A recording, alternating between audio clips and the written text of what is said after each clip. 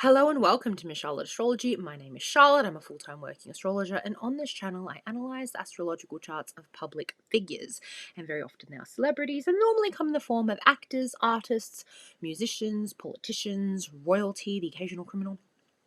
But today I'll be looking at influencers, reality stars. I'll be analyzing the very interesting synastry of a mother-daughter team, Kris Jenner and Kim Kardashian. So this has been sitting in my folder for a while. I made it when they were in the news cycle, and it was in regards to RICO charges. And I just briefly looked at what RICO meant. I think it covers extortion, bribery, something like that. Anyway, the people that have minds for law, let me know what RICO is in the comments below. I'd be very appreciative. But anyway, they're in some legal trouble, allegedly, maybe.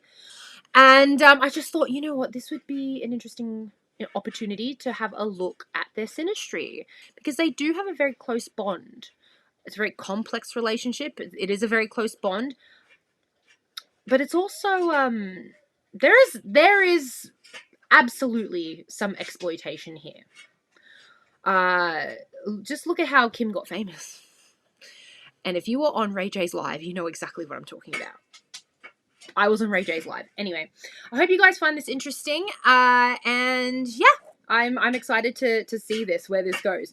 Before I dive in, I just want you guys to know that I do readings. I have MP3 readings. This is a recording of my voice, analyzing your chart, answering your questions, and then we email it to you.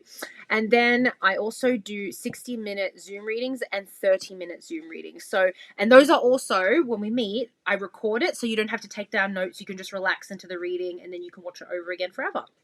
So if you like these readings, if you want a synastry done between you and an ex-lover, or you and your difficult parent, if you would like a full chart reading, a transit reading, astrocartography, transit reading, I can do all of that in an hour. I've done a lot of things within an hour or even half an hour. We can get a lot done. So it's all there in the link below. Also, I am holding a retreat next September in Europe, in either Italy or Greece. If you would like to come, please put your expression of interest in the survey link below with Trover Trip. We're going to be contacting people really, really, really soon to organize. So even if it's just a thought in your head, please put it through. I'm really excited because if you want to make new friends, nerdy astro girls and gays, you want to eat good food, you want to see some great art, that's what we're going to do. And it's also going to be at the end of summer, so it's not going to be peak season. It's going to be cooler. There's not going to be as many tourists. I'm super excited about it because I prefer traveling in September in the northern hemisphere. All right, shall we have a look at this chart? Shall we? All right. Kris is the inner ring. She's the blue planets, and Kim is the outer ring in the red planet. So let's just go through it. Of course, Kris is a Scorpio sun. She has a Libra stellium with Mars and Neptune and Mars, Mercury, and Neptune.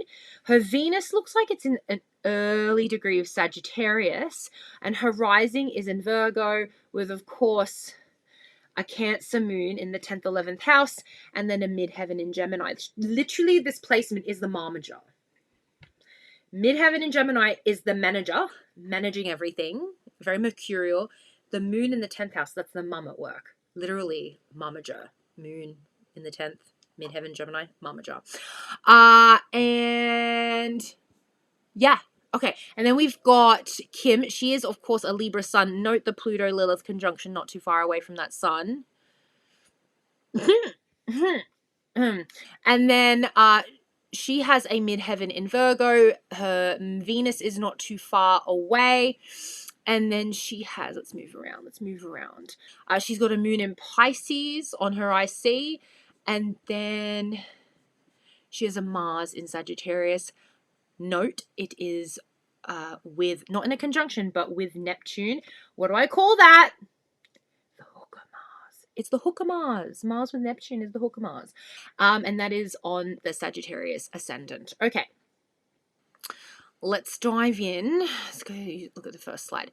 Vicarious life. Kim's midheaven is conjunct Kris's ascendant. So there is a reason why Kim is the one she has the most vested interest in when it comes to her career, and it's because Kim's stardom, Kim's public image, that is of Kris.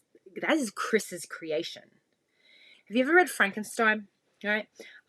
Frankenstein is the scientist, and then you got Frankenstein's monster, right? It's the creature that he makes. It's kind of similar to this. Ava! Leave her alone! Leave honey alone. Please sit. Thank you. Okay, so you have Kris, who's made this star. Kim is everything that Kris wished she could have been. If you look back in the 80s, 90s, she made... You guys see her little music video for her 30th birthday? It's so funny. Terribly done, but that's actually quite cute. She did a lot of things. She really was a businesswoman, and she tried many different, schemes to try and like make money. She had exercise videos. I think she sold clothes. She had many different things, and she could afford to do it because she married wealthy, right? And Kim is an extension of those dreams. And you can see this with her ascendant in a conjunction with Kim's midheaven. So what you have, these 2 points in the chart, it's the meeting of Kris's identity, ascendant, her physical being in the world. It's meeting with Kim's career and duty and how she expresses herself in the public eye. These two things are so intertwined. Kim's career is a big part of how the way Kim sees herself. Kim is just not Kim. Kim is her. She lives vicariously through her daughter. Kim is what she wished she could have been when she was younger, right? It's like she's achieving all these dreams. And yes, I think that I don't think we should take that away from Kim. Like, Kim's obviously worked really hard, but her mother paved the way for her. Absolutely.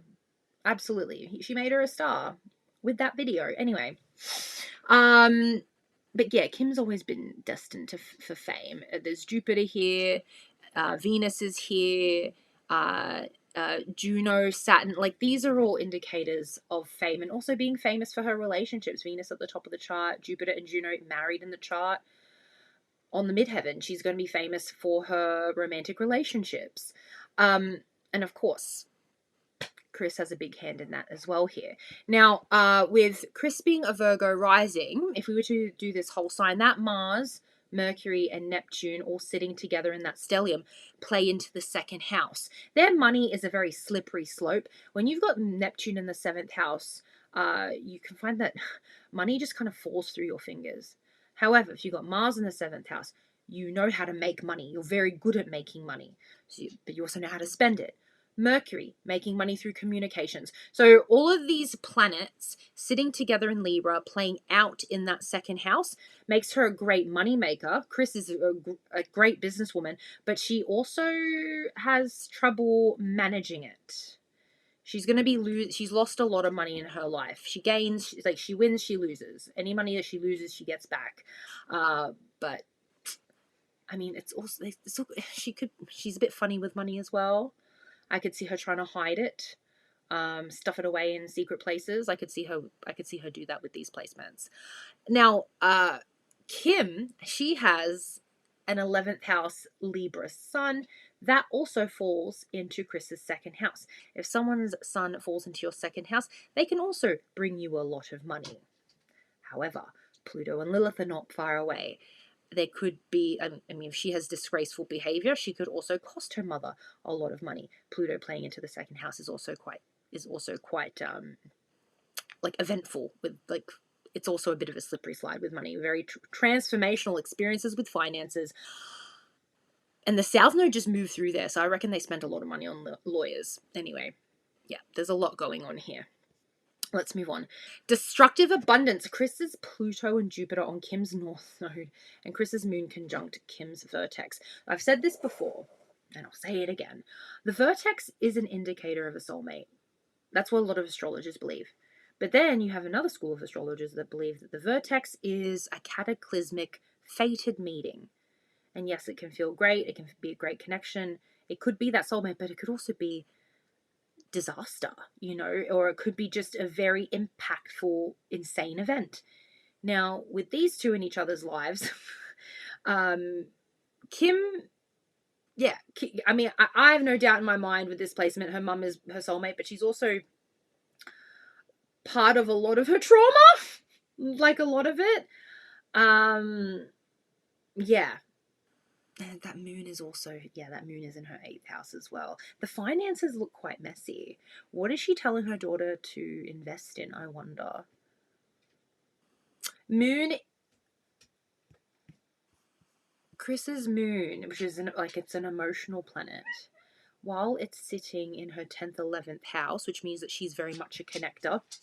Kris is like a socialite. Having a moon in the 10th or 11th house can make you quite a socialite. It's a bit of a schmoozer, or you're going to be like a mother to all. It's a very maternal kind of energy, and that suits her with this placement. But it sits in Kim's 8th house. That's investment. I'm wondering how that plays out. That could also be so messy for finances. It's an emotional planet in a. I'm wondering if Kris costs Kim money. Their finances are messy. The finances are very, very messy here. An eventful vertex moon conjunction. I count it as a conjunction in the 8th house of shared resources. They make money together, but they also cost each other a lot of money as well. That's how I'm reading it. Anyway, it's a very shadowy house. Now with this North node, Leo is stardom. 9th house is overseas. I'm wondering if, I don't know, we'll see what happens. Because eventually that nodal return is going to happen in her 50s with Kim. That North node plays into the 9th house of travel. I'm wondering if she might leave America eventually. I'm wondering if that's possible. Like Chuckatina Turner kind of thing. Go move to Switzerland or Sweden or wherever the hell it was. Seeking safety in a conjunction with Vesta. Kris will orchestrate it. Jupiter and Pluto sit with this North node as well. That could be like giving her that inherited wealth so that she can up and leave. It's almost like Kim is like she's gonna leave like eventually. We'll see what happens. I'm open to being wrong, but then a North node in ninth house, I could read that as education, and it's also kind of for vanity, like her going back to university and getting that degree. I think she did that when she was on her nodal return, roughly. Then that's when she decided to go back to law school, was on that nodal return, which would fit because the 9th house is also higher learning. I think she was in her late 30s when that happened. So that's very fitting. But it is travel. It is moving away. Like getting out of your 3rd house of like Calabasas and moving, to a place where your horizons can expand and your knowledge can grow. Also just possibly running away from your problems. So yeah, she's going to orchestrate that as well. Interesting. What's going on here with that? What have they done with that money? Money in weird places. Familial soulmates. Kim's moon on Kris's vertex. So the descendant marks out the 7th house of partnership. If someone has a planet in your 7th house, then they are going to embody a lot of the qualities of your ideal partner, whether it be platonic or romantic. I think they are besties. I think there is again, we have a moon on a vertex. Kris's moon is on Kim's vertex. Kim's moon is on her mum's vertex. The moon's on the vertex. Soulmate. Like another soulmate placement. And then on the descendants, so ideal they are partners in crime, not literal crime, allegedly. Okay, I mean, but yeah, they are ideal business partners. Very attached to her mother. Moon on the IC. Yeah, she's very close to her mum. Even though she's a public figure, she's a very public person. All we see from her is that Virgo midheaven, that Virgo Venus, the beauty, it's the veneer. She hurts a lot though. She sacrifices a lot for this family. She's like she is the sacrificial lamb of the family. She's the one that had to do that pornographic video that made the whole family famous. She's the sacrificial lamb. This is very Pisces moon, the one that is sacrificed, the lamb to the slaughter. The one that made everybody rich. The one that has to work her butt off and no one says thank you. She's the one that pulls her weight. She's the one, yeah, she's absolutely the one that suffers for everybody else. But yeah, she is mummy's best friend. And she really needs the validation of her mother. Libras are the most needy for the validation from the people around them, of course. Yeah. Okay. Dynastic pursuit. So Kim's Sagittarius Venus, Ascendant and Neptune on Kris's North Node, Lilith and IC. Kris's North Node. Get this. Let's just put this together. North Node is your destiny. It's like what you're fated for. It sits in the same sign as the IC, which is family.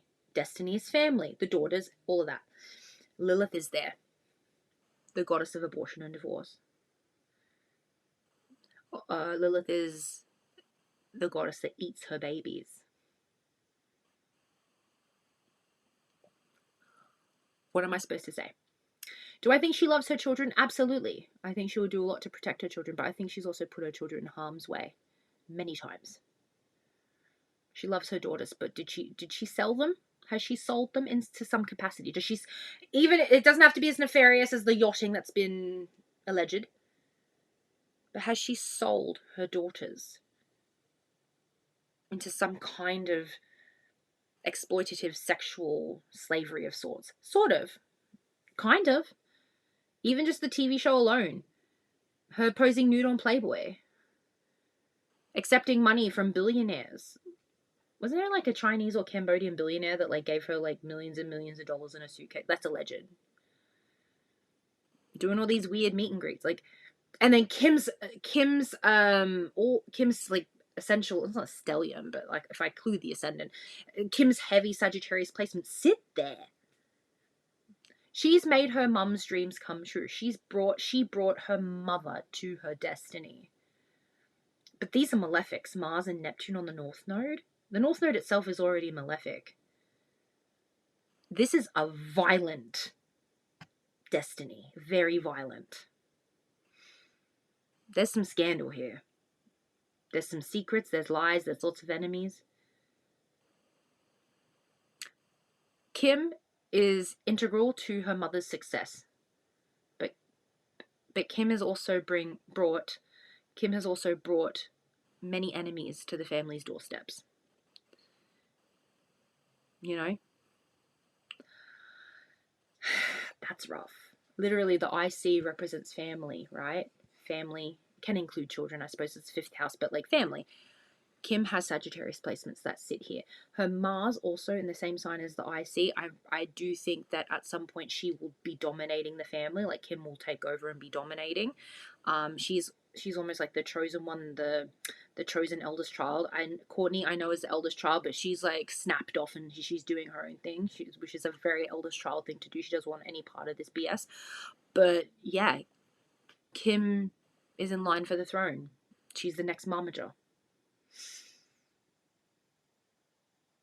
She's really Neptune with Mars.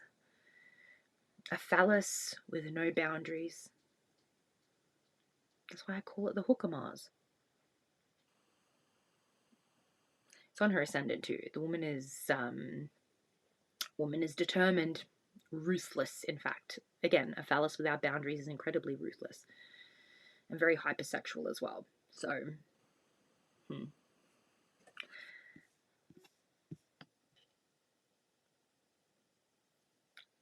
That's eating your babies. Not something with Lilith. Also, wherever Lilith is where you have to be free.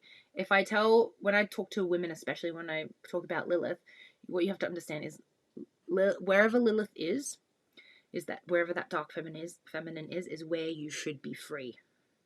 But that can go dark really quickly if you have children, right? Do I think that she had children purely because she loved them? No, I think she had a plan. I think she's always wanted to build an empire. North Node and the 4th could be building some kind of empire. At the expense of what? Lilith things. Anyway. Now, I know that's kind of tumultuous and kind of crazy, but look how much blue. That's almost a kite. Their moons trine.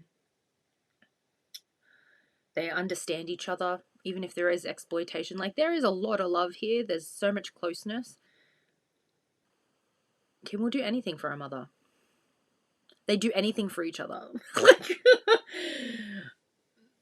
But they'd also exploit each other. Well, on Kris's end, yes. That's all they know. If it's all you know, then you don't look at it as exploitation. Anyway. Just kind of obsessed. You have Pluto conjunctions. It's like obsessed. It doesn't have to be sexual, obviously, but there is a bit of an obsessive kind of energy here. It reminds me of, what's that Joan Crawford movie? I'm not talking about Mummy Dearest. I'm not talking about that movie about Joan Crawford. I'm thinking of, what was that movie where Joan Crawford plays a mother that runs a business and she's like obsessed with her daughter? They remade that movie with Kate Winslet and Evan Rachel Wood. What was that? It reminds me, that dynamic, it reminds me of that. That's what it reminds me of, a little bit. Anyway, people in the comments, lovers of pop culture, please help me, remind me. I'm going to kick myself later for not remembering that film because it's such a good film and it is this dynamic right here.